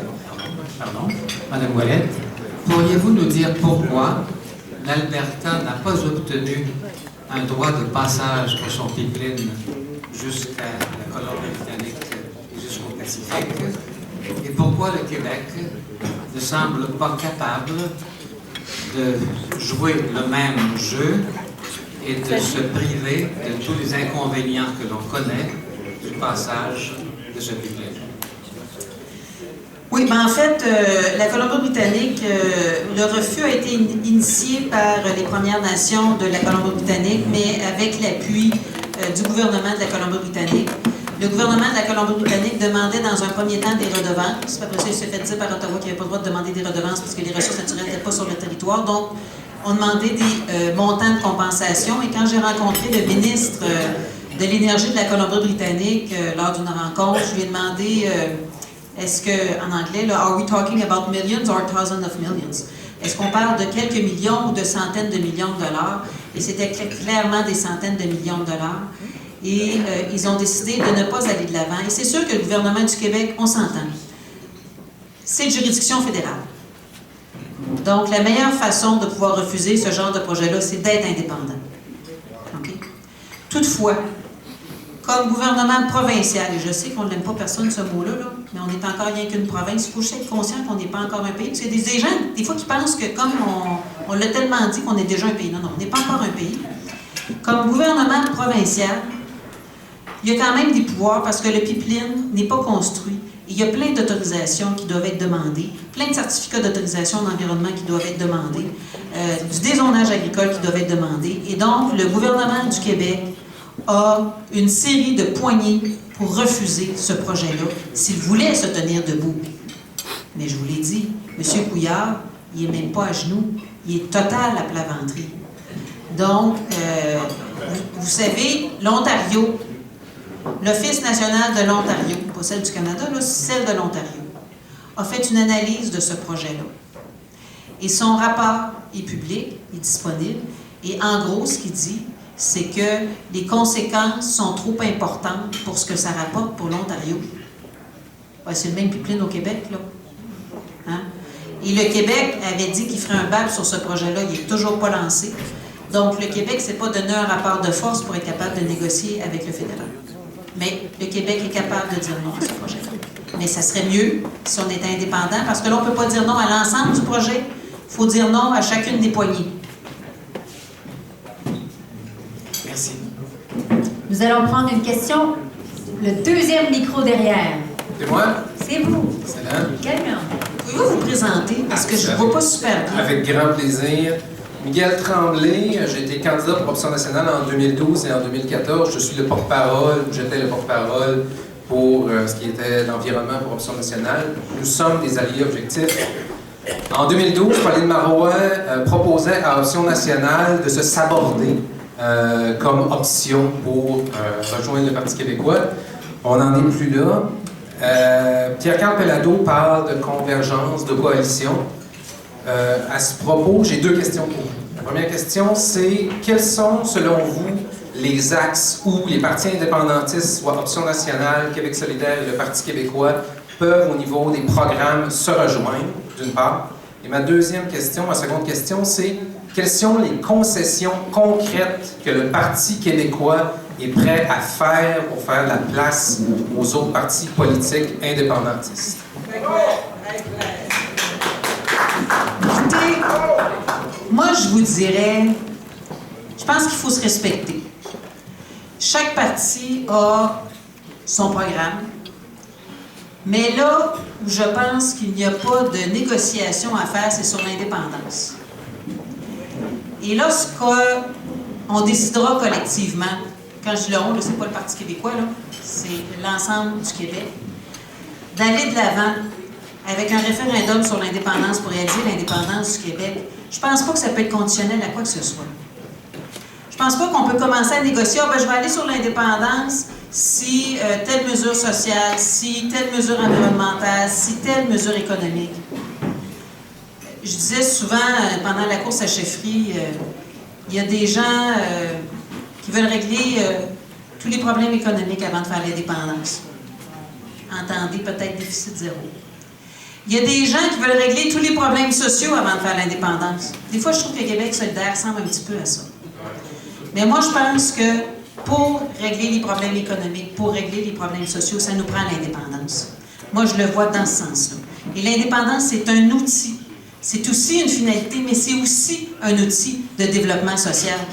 Parce qu'on a la moitié de nos billes qui sont à Ottawa. On a besoin de toutes nos billes pour être capable de se développer au Québec. Donc, moi, je pense que sur bien des sujets, on pourra travailler ensemble. Vous savez, quand j'étais... parce qu'en plus de mon travail chez Hydro-Québec, j'étais dans la société civile. J'ai été pendant une dizaine d'années au secours, dans les groupes environnementaux, mais c'était aussi des groupes de défense des citoyens. Et sur certains projets, on était d'accord qu'on travaillait ensemble. Mais sur d'autres projets, c'était pas nécessairement les mêmes groupes. Par exemple, quand nous autres, on a travaillé contre les compteurs d'eau résidentiels, il y a bien des groupes environnementaux qui voulaient, eux autres, des compteurs d'eau résidentiels, qui pensaient qu'avec ça, ça allait diminuer la consommation d'eau résidentielle, alors que les compteurs d'eau résidentiels, c'est le cheval de Troie pour privatiser le réseau d'eau. Fait au début, on n'était pas d'accord avec d'autres groupes environnementaux, puis on a travaillé avec plus des groupes sociaux. Mais sur des dossiers comme le mini-barrage, là, on a travaillé avec des groupes environnementaux. Fait que je pense qu'il faudra se respecter sur les dossiers où on est capable de converger, puis sur les dossiers où on a une opinion différente. Mais pour moi, l'indépendance, ça se négocie pas.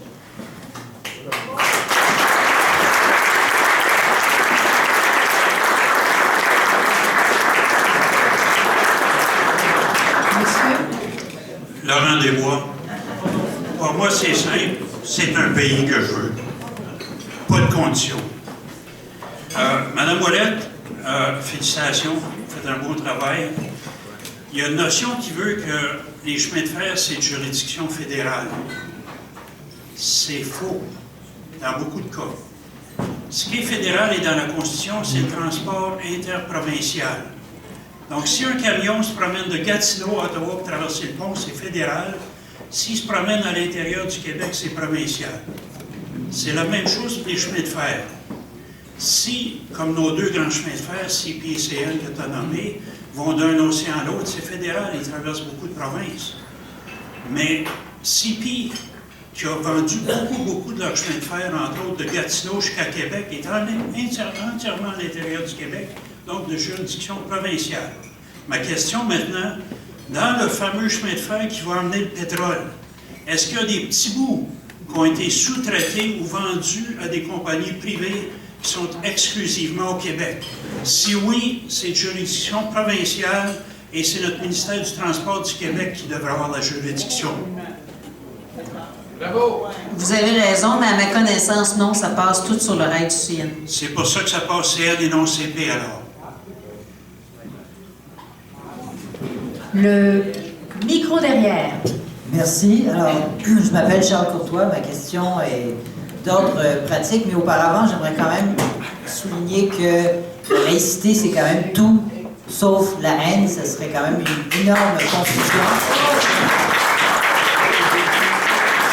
C'est quand même important de le dire, mais j'ai bien écouté votre discours, j'ai trouvé très inspirant. Vous avez tout à fait raison qu'il faut montrer à quel point la souveraineté est un enjeu qui nous touche de près, à quel point il y a un nombre d'enjeux actuels extrêmement importants. Mais quand vous avez parlé de la mobilisation qui pouvait faire augmenter non seulement la connaissance de ces enjeux, mais l'intérêt pour la souveraineté. Vous avez beaucoup fait référence à une campagne référendaire. Alors, ma question pratique, c'est, en dehors d'une campagne référendaire et au préalable, sur le plan pratique, de quelle façon est-ce que vous entrevoyez, comment est-ce que vous pensez que, notamment le Parti québécois, devrait faire la promotion de cette conscientisation-là? Parce que c'est quelque chose que, justement, qui a manqué au Parti québécois au cours des dernières années, depuis longtemps. Je ne referai pas l'histoire, mais donc comment est-ce que vous voyez que vous concevez que le Parti québécois devrait changer ça et se remettre à vraiment mettre de l'avant les avantages de l'indépendance? Bien, ça a déjà commencé avec la course à la chefferie. Je pense qu'on a vu que le ton a changé. Je pense que on peut bien expliquer le résultat du 7 avril 2014 de plusieurs façons. Mais moi, je peux vous dire qu'à Saint-Hubert, dans ma circonscription de Vachon, il y a bien de nos sympathisants qui ne sont pas allés voter. Moi, je ne me suis pas fait... J'ai réussi à passer, mais je me suis... le nombre de votes était petit et le vote a fondu, pas tellement au profit de la CAQ ou du Parti libéral, c'est des gens qui sont restés chez eux, avec une diminution du taux de votation. Donc, je pense qu'en quelque part, pour moi, le message que j'ai retenu de ça, c'est de dire, ben, les gens ne se sentaient pas suffisamment interpellés pour dire que ça valait la peine d'aller sortir voter parce que l'échéancier n'était pas clair. Et donc, je pense qu'on a avantage à avoir un discours clair, que ce soit pour l'indépendance ou tous les autres sujets, on a avantage à avoir un discours clair et à pouvoir dire aux gens où on s'en va. Parce que s'ils veulent nous suivre, il faut bien qu'ils sachent où est-ce qu'on s'en va, ça va être beaucoup plus facile, puis il faut qu'on s'assume aussi. C'est difficile de convaincre quelqu'un si on est gêné de notre option. Donc, je pense qu'il faut s'assumer. Et ça l'a changé avec la course à la chefferie. Et je pense que là, les prochaines étapes, il y a un certain nombre de dossiers à documenter. Par exemple, je vous dirais, il y a Stéphane Gobeil qui a apporté une extraordinaire contribution avec son livre Le gouvernement de trop. Moi, j'aurais même appelé ça L'indépendance, c'est payant, qui démontre que avec l'intégration des deux gouvernements en un gouvernement au Québec, malgré la péréquation et tous les transferts qu'on reçoit du gouvernement du Canada, on serait gagnant, c'était les chiffres de 2010, de 2 milliards par année.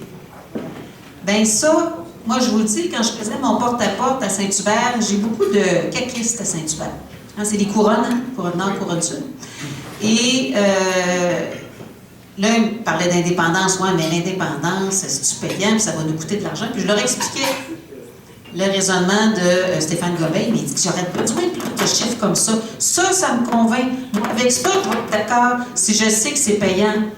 Donc, c'est pas normal qu'on n'ait pas mis ces chiffres-là à jour. Il y en a une série comme ça, il faut se documenter.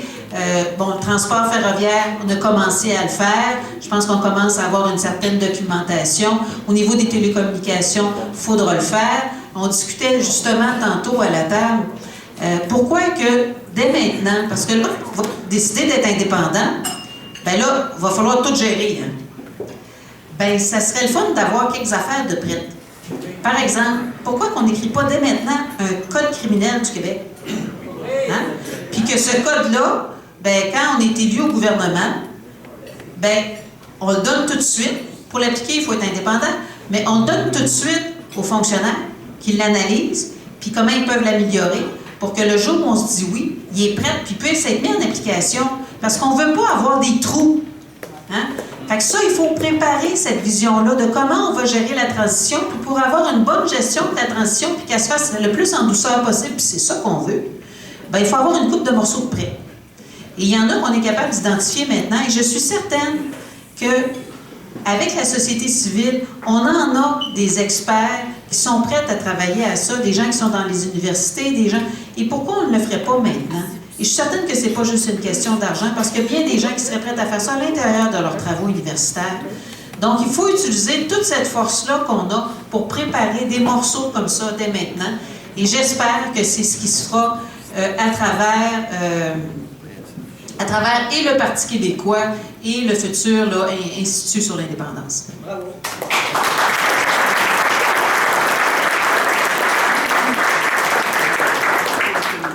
Nous avons le temps que pour 3 questions. Les autres, ce sera l'année prochaine. Alors, M. Paquet. Oui, bonsoir Martine.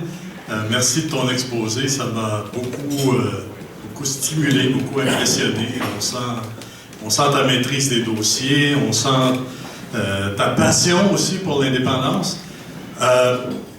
Ça fait une vingtaine d'années. Moi, je sors d'une campagne électorale pour le Bloc québécois.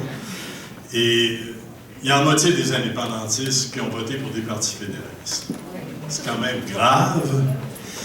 Et on peut se demander pourquoi. Alors, moi, j'ai une petite explication là-dessus. Je voudrais voir si tu la partages. La première, c'est que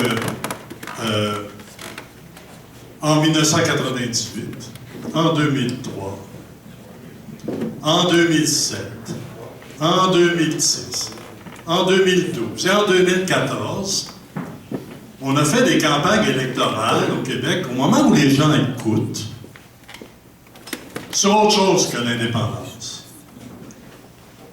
Et on a été très habile à présenter les dossiers provinciaux, ce que le Québec peut faire avec ce que nous laisse la Constitution québécoise, canadienne, pardon.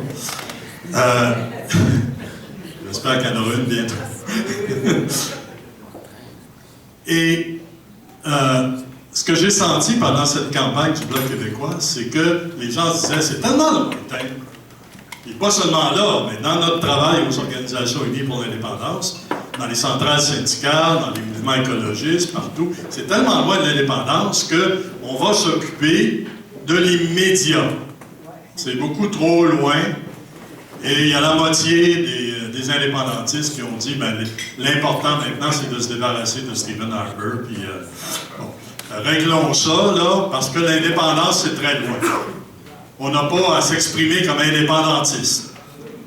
Est-ce que la prochaine élection, je voudrais avoir ton opinion là-dessus, et quand est-ce qu'on va le savoir, est-ce que la prochaine élection va porter sur l'indépendance du Québec? Et est-ce qu'on va attendre 6 mois avant pour dire si ça va porter sur l'indépendance du Québec? C'est ça que je veux savoir. Merci.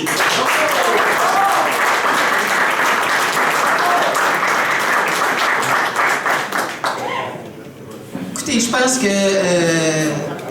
vous avez fait une analyse, je pense qui est quand même assez juste, parce que même s'il y a 40% de gens, bon an, mal an, qui sont pour l'indépendance au Québec, le pourcentage diminue beaucoup de ceux qui croient que ça va arriver. C'est fou, hein? Les gens sont pour, mais ils pensent que ça n'arrivera jamais. Et sur le deuxième volet de la question, ben là, vous m'avez vu aller à la course à la chefferie, là. Moi, j'ai pas changé d'idée. Moi, je pense que plus on retarde à réaliser l'indépendance, plus ça nous coûte cher et qu'il faut absolument se donner comme objectif de la réaliser dans le premier mandat. Les membres du Parti québécois ont choisi Pierre-Carl Péladeau comme chef, qui s'est quand même prononcé très clairement pour l'indépendance. Il est venu au Parti québécois pour réaliser l'indépendance. Quant à la stratégie qu'il utilisera pour savoir quand est-ce qu'il confirmera son agenda plus détaillé, vous comprenez que je peux pas parler à sa place. Mais vous pouvez compter sur moi pour continuer à faire avancer à l'intérieur du parti. Et c'est ça la beauté d'un parti comme le Parti québécois, c'est que c'est un parti qui est vivant et qui se forme de chacune des voix qui sont là. Donc moi, ce que j'ai le goût de vous dire, venez dans les instances du Parti québécois pour faire entendre votre voix, parce que c'est là que ça se décide. Je sais que vous êtes plusieurs à probablement l'avoir déjà essayé, à peut-être être découragés. Mais moi, je peux vous le dire, c'est à travers le Parti québécois que j'ai réussi à écrire la politique nationale de l'eau qui est devenue la politique nationale de l'eau du gouvernement du Québec. La même chose pour les déchets, la même chose pour l'énergie.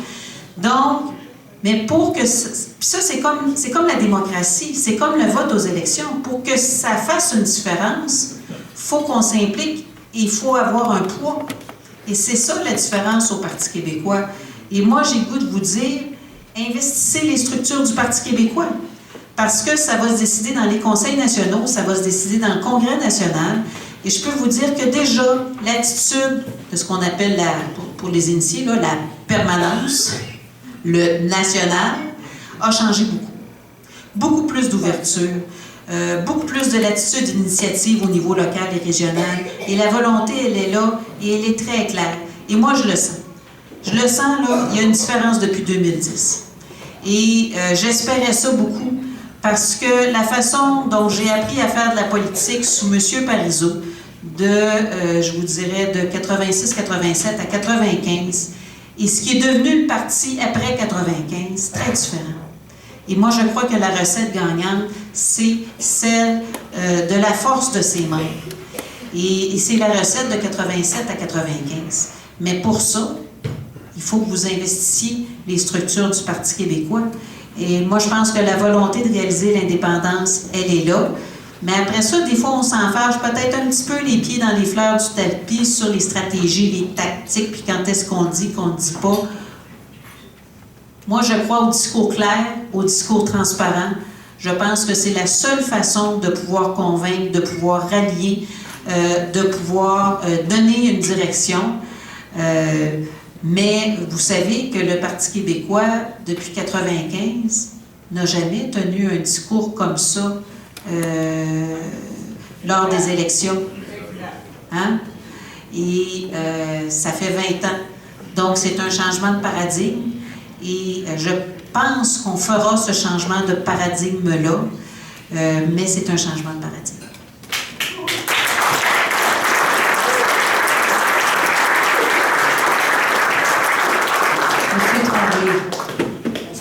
Bonsoir Martine, bonsoir Lucie, bonsoir à toute la salle. J'ai une petite question bien simple. En fait, je vais commencer néanmoins qu'il y a eu donné comme il y a d'autres questions qui ne sera pas autobiographique. Je te rassure tout de suite, Lucie. Mais sinon, je te coupe, hein? Alors, oui. Alors, il y a quelques jours, l'ancien premier ministre du Québec, M. Charest, a dit, là, dans le cadre des commentaires concernant le référendum qui s'est clos il y a 20 ans, que ça aurait été scandaleux que le gouvernement du Québec utilise la Caisse de dépôt et placement en cas de oui au référendum. Parce que bien sûr, on sait tous que ça serait un non-sens qu'en cas de bouleversement, on utilise nos instruments. Ça serait vraiment un non-sens. Mais il me semble, première chose que je me suis dit, j'ai été enragé en écoutant ça, parce que ça m'a remémoré des choses qui se sont passées sous le règne de Jean Charest, soit les 40 milliards perdus dans la Caisse de dépôt. 40 milliards, c'est du stock. 40 milliards, c'est quand on enlève ça au budget, par exemple, de la province de Québec, il ne reste pas grand-chose après ça. C'est quand même beaucoup d'argent. En grande partie dû au changement de mission que le gouvernement Charest avait imposé à la Caisse, et aussi une révision des conseils d'administration, que les conseils d'administration soient désormais envahis par le milieu des affaires en abolissant la présence statutaire des syndicats et de la Caisse des Jardins et autres choses comme ça. D'ailleurs, dans la première cohorte d'administrateurs de la Caisse de dépôt, on pouvait voir le sympathique Claude Garcia, qui lui aussi s'était illustré il y a 20 ans, et qui s'est illustré depuis comme grand partisan de la privatisation d'Hydro-Québec. Donc, bref, tout ce cocktail-là a donné un 40 milliards de pertes. Le gouvernement Charest avait à l'époque, par la voix de Mme Monique Jérôme Forget, refusé une enquête publique là-dessus. La même Monique Jérôme Forget qui réclamait une enquête publique alors qu'elle était dans l'opposition quand il y avait quelques millions de pertes soupçonnées, refusait une enquête sur 40 milliards de pertes avérées. Donc, bref, je crois que la vraie commission d'enquête publique, qui avait aussi été réclamée par Jacques Parizeau dans le temps, ce n'est pas Bastarache, ce n'est pas Charbonneau, ce ne sont que des parades, c'est la Caisse de dépôt. Alors, est-ce que le PQ va relancer ce dossier-là afin qu'on puisse mettre véritablement la lumière, faire la lumière sur ce scandale éhonté?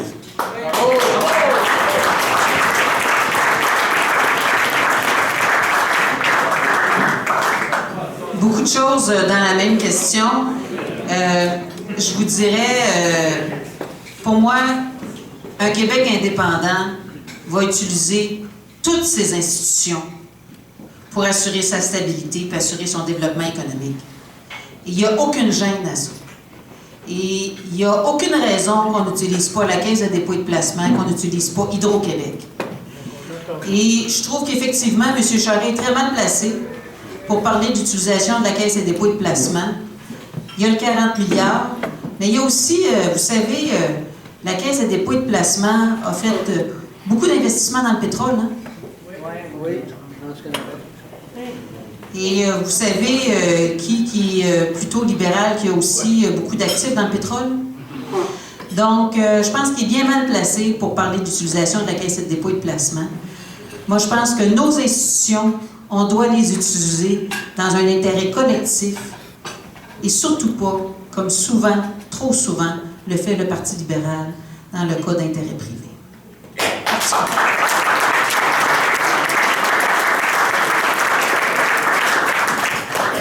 Monsieur. Alors, bonsoir, Mme Ouellette. Je fais l'objet de la dernière intervention et c'est pour vous faire part de mon... peut-être une nouvelle motivation, pas une nouvelle motivation, mais une motivation de plus que j'ai à cœur depuis très, très, très longtemps. Ça fait 40 ans que je milite pour l'indépendance du Québec. Et dans tous ces discours-là que je vois ce soir, ou que j'entends ce soir, et pas juste ce soir, ailleurs, on n'entend jamais parler de la monarchie. On est dans un Québec monarchique depuis 1901. Alors, débarrassez-nous de la monarchie, s'il vous plaît. On n'entend pas parler de ça. Et vous avez parlé d'un gouvernement de trop tout à l'heure. Donc, s'il vous plaît, Mme Ouellette, ou les gens de l'indépendance, débarrassez-nous de la monarchie. Avez-vous réalisé que le Québec, en 2015, on est encore dans une monarchie britannique? Merci, bonsoir.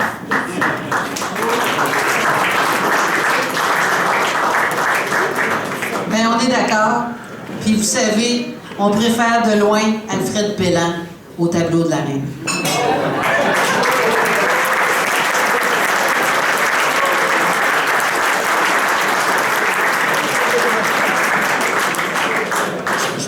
Est-ce que je peux mettre mon petit grain de sel? Vous nous en passez une petite vite, là. J'avais dit que c'était fini. C'est l'ancienne. Oui, monsieur, nous vous faisons Moi, c'est René Marcel Sauvé. J'ai 84 ans. Je travaille depuis 1957 avec l'Alliance Laurentienne et je ne suis pas découragé. J'ai pas l'intention de...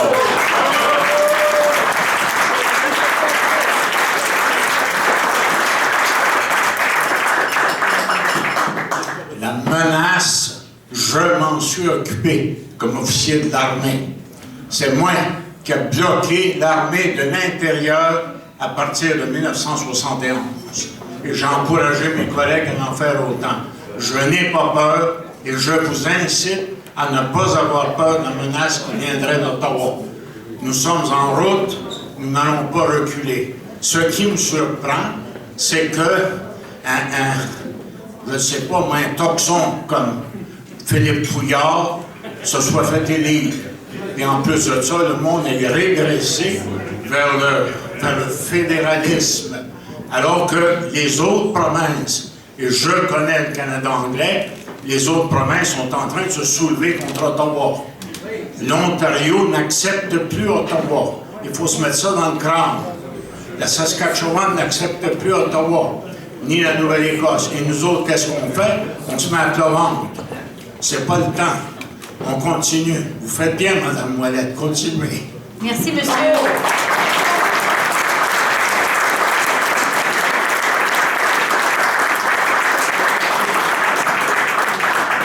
Et monsieur, je voudrais vous remercier. Parce que si aujourd'hui, il y a des gens comme moi, il y a des gens comme d'autres qui s'impliquent pour l'indépendance du Québec, c'est parce qu'il y a du monde qui ont fait un travail avant nous. Et d'y croire encore, après tout le travail qui a été réalisé, puis d'être encore actif, je vous remercie. Parce que on va s'additionner. Et là, pour la première fois, on va être capable d'avoir l'ensemble des générations.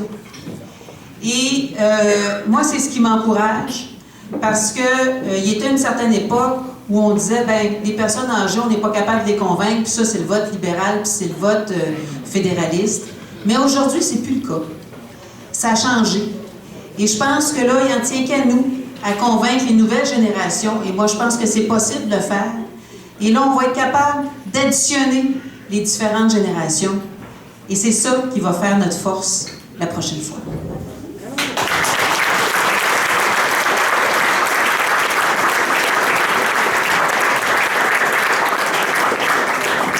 Peut-être juste avant de terminer, vous me permettrez de remercier M. Monnière, de remercier M.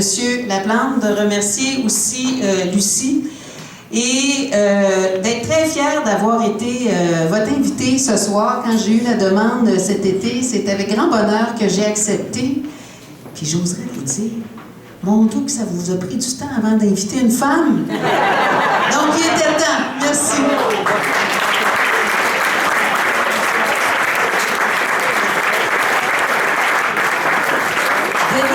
En a invité plusieurs et qu'elles ont refusé.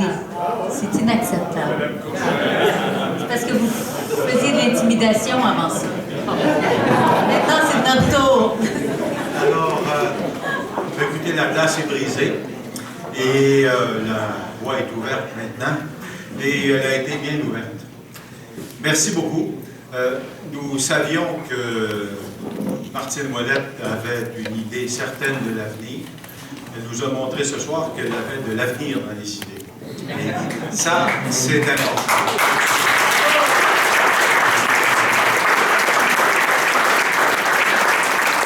Avoir de l'avenir dans les idées, dans le contexte qui est le nôtre, c'est de tout mettre en œuvre pour ramener nos concitoyens autour d'un concept élémentaire qui est sorti du débat public depuis à peu près 40 ans. Et ça s'appelle l'intérêt national. Mal nommer les choses, c'est ajouter au malheur du monde, disait Albert Camus. Et le Canada sépare ce que notre intérêt devrait unir. Et ce qui trace les points entre le dossier des pipelines, celui des jeunes contrevenants, celui des CPE, celui des énergies renouvelables, c'est l'intérêt national. C'est cet intérêt-là que nous devons apprendre à renommer, à reconnaître en toutes choses. Parce qu'il n'y a pas de sujet qui réponde à la division des compétences entre le Québec et Ottawa. Notre intérêt national, il est un, il est entier.